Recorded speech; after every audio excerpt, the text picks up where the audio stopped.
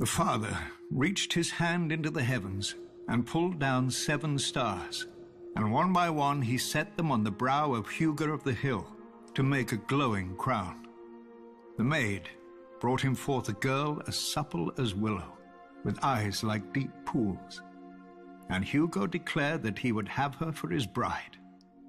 So the mother made her fertile, and the crone foretold that she would bear the king 44 mighty sons.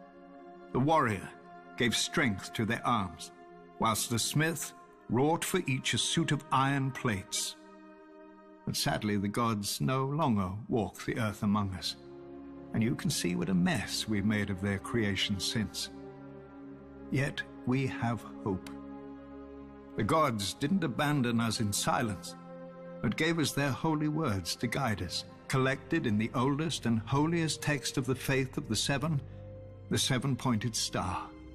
Divided into 7 books for the 7 aspects of God, in it we learn of the Father's justice, the Mother's mercy, the maiden's innocence, the crone's wisdom, the warrior's strength, the smith's labor, and the stranger's peace.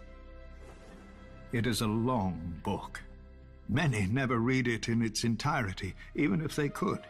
When the Andals first sailed for Westeros, filled with divine fire, every warrior carved a 7-pointed star into his body, for even that was easier than carving its namesake into his mind.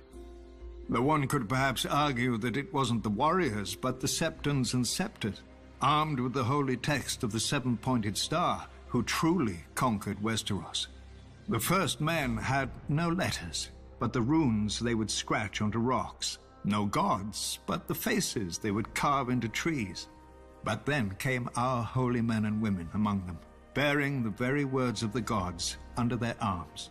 Trees and rocks were no match for the 7-pointed star, and most of Westeros soon turned to the faith and to its guardians, their new Andal overlords. Whilst the Andals soon fractured into warring kingdoms, the faith remained whole and indivisible, bound together by the 7-pointed star.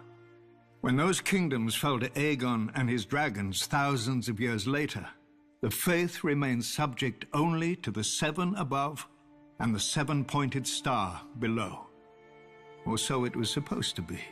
Too often, our High Septons have lost their way, clouded by worldly wealth and power. No matter. We still have the 7-pointed star. Men's will and virtue may fail, but the words never do. As men bow to their lords and lords to their kings, so kings and queens must bow before the 7 who are one.